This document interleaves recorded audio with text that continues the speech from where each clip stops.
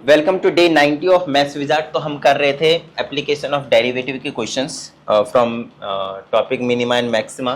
तो आइए इस क्वेश्चंस को उड़ाते हैं।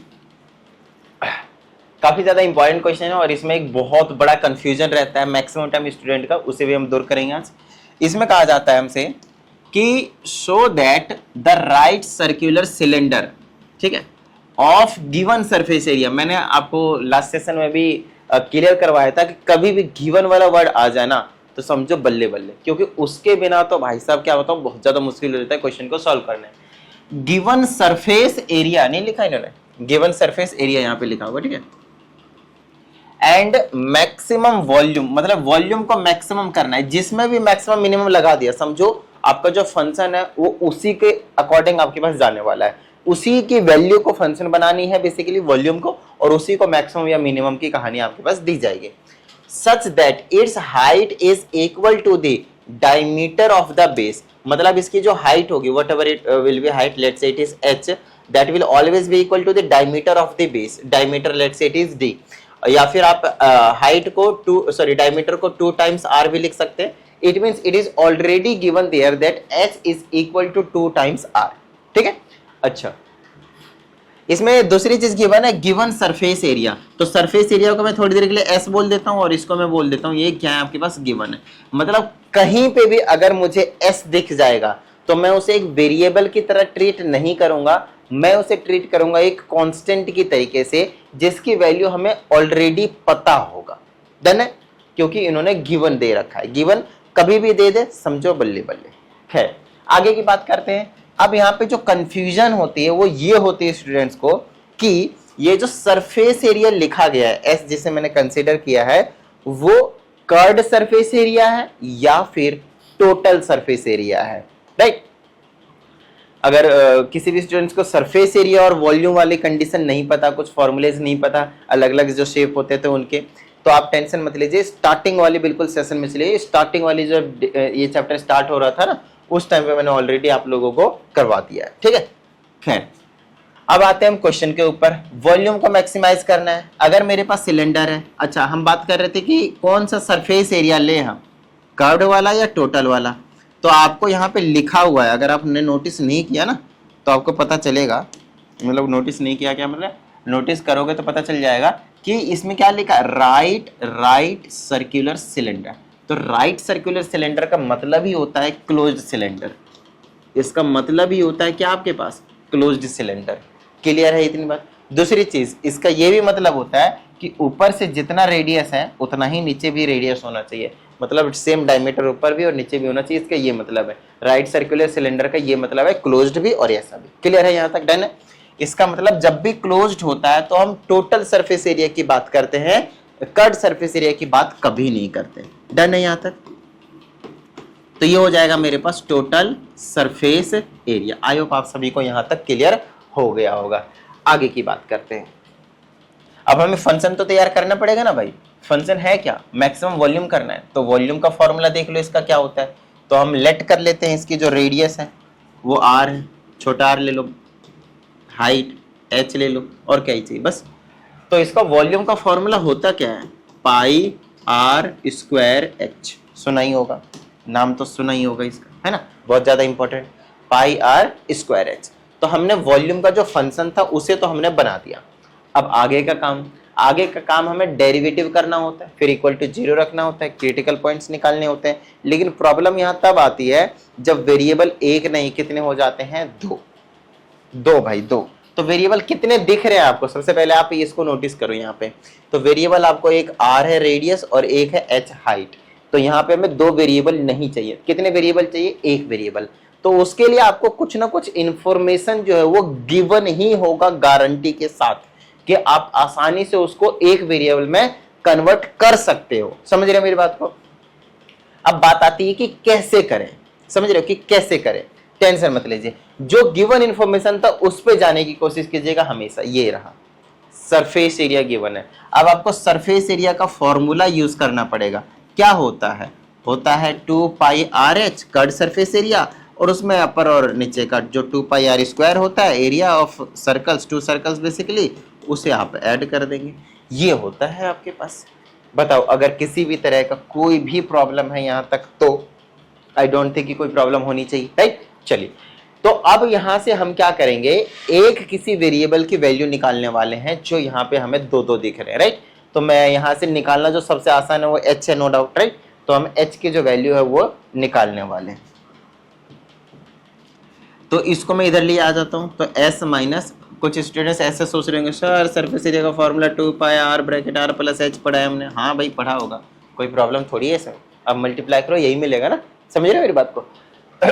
चलो, तो यहाँ से हम h की वैल्यू निकालेंगे तो s minus 2 pi r square हो जाएगा और इक्वल टू में बचा क्या 2 पाई r h। अच्छा, h की वैल्यू निकालेंगे तो h इधर रखेंगे तो s माइनस 2 पाई r का square divided by 2 pi r हो जाएगा।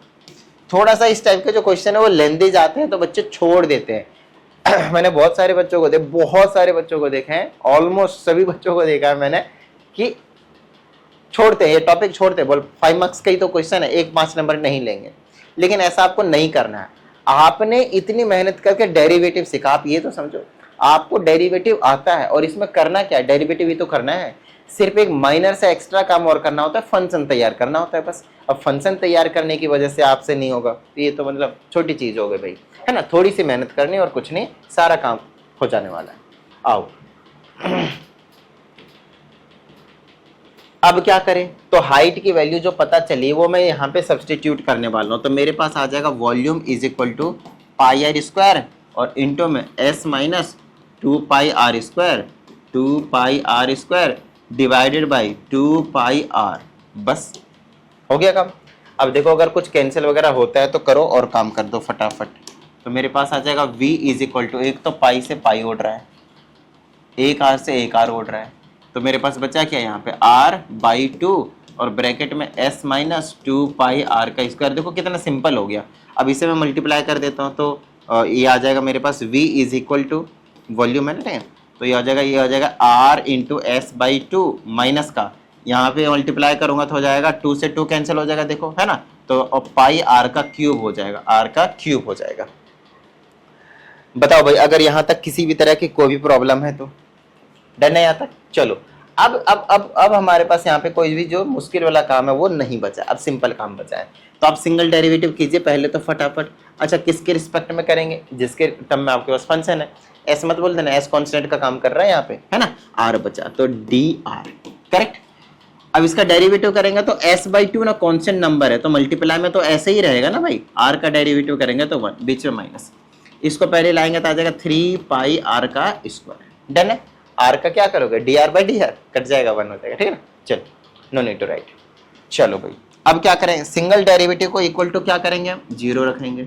तो मेरे पास बच गया s by 2 minus 3 pi r का स्क्वायर इक्वल टू 0, बन जाएगा s by 2 is equal to 3 pi r का स्क्वायर, और ये बन जाएगा मेरे पास s by 6 pi is equal to r का स्क्वायर, और you can say r is equal to s by 6 pi under root में, ये आ गया मेरे पास r की वैल्यू। हमसे वैसे पूछा क्या था इन्होंने, पूछा क्या था,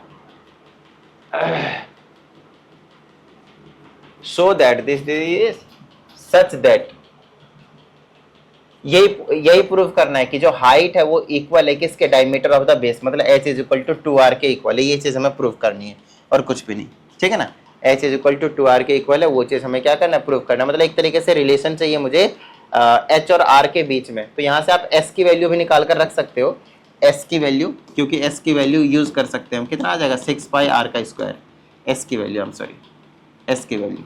चलो भाई अब इस s की वैल्यू हम यूज करेंगे भाई, डन है, नो प्रॉब्लम।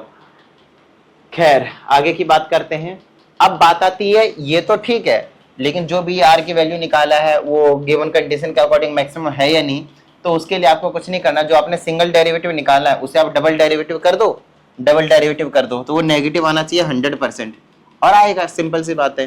तो इसका करूंगा D square V upon D R का square is equal to, constant था ये तो 0 आ जाएगा, और यहाँ करेंगे तो माइनस का 6 पाई आर आ जाएगा। आर तो भाई क्या है, रेडियस है, कोई नेगेटिव होगा नहीं, पॉजिटिव पॉजिटिव पॉजिटिव, और ये रहा नेगेटिव, तो ओवरऑल वैल्यू क्या हो गया, नेगेटिव आया, और नेगेटिव आया तो वॉल्यूम तो मैक्सिमम प्रूव हो गया भाई। यही तो हम चाहते थे कि जो वॉल्यूम है वो क्या हो जाए, आपके पास मैक्सिमम प्रूव हो जाए। ठीक है भाई, अब क्या करें ध्यान से समझिएगा।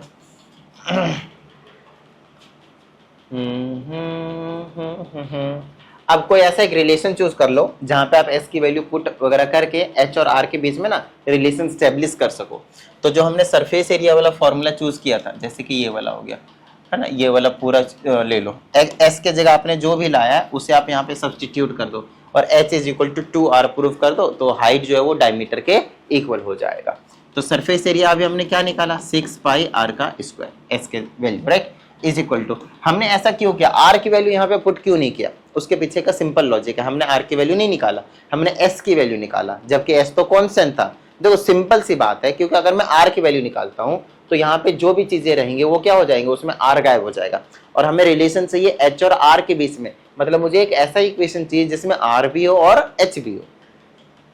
तो इसको मैं कर दूंगा भाई 2 pi r h plus 2 pi r का स्क्वायर। क्लियर है भाई यहाँ तक? चलो अब क्या करें, अब ये और इसको इधर ले आऊंगा, ये हो जाएगा 6 पाई r का स्क्वायर माइनस 2 पाई r का square is equal to 2 pi r h, ये आ जाएगा 4 पाई r का स्क्वायर भाई, ठीक है, ये आ जाएगा 2 पाई r h, क्या बचा 2 पाई से इसको काट देंगे 2 टाइम्स में, तो ये बच गया 2r का square is equal to r times h।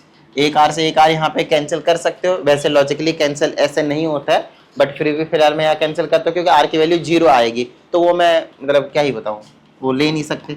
बाकी आप करना चाहो तो जो प्रॉपर प्रोसीजर होता है वो ऐसा होता है, आप r कॉमन लेंगे तो 2r माइनस का h बचेगा इक्वल टू 0, तो एक तो r की वैल्यू 0 आएगी विच इज इम्पॉसिबल राइट, कुछ ना कुछ तो रेडियस होगी अगर सिलेंडर है तो 2r minus h is equal to 0, तो 2r is equal to h। ये हमें प्रूव करना था कि जो हाइट है वो डबल ऑफ रेडियस है, जो हाइट है वो आपके पास क्या है, डबल ऑफ रेडियस है। बताओ भाई यहाँ तक अगर किसी भी स्टूडेंट को कुछ भी प्रॉब्लम है तो आई डोंट थिंक आप लोगों को यहाँ तक कोई भी जो प्रॉब्लम है वो आनी चाहिए।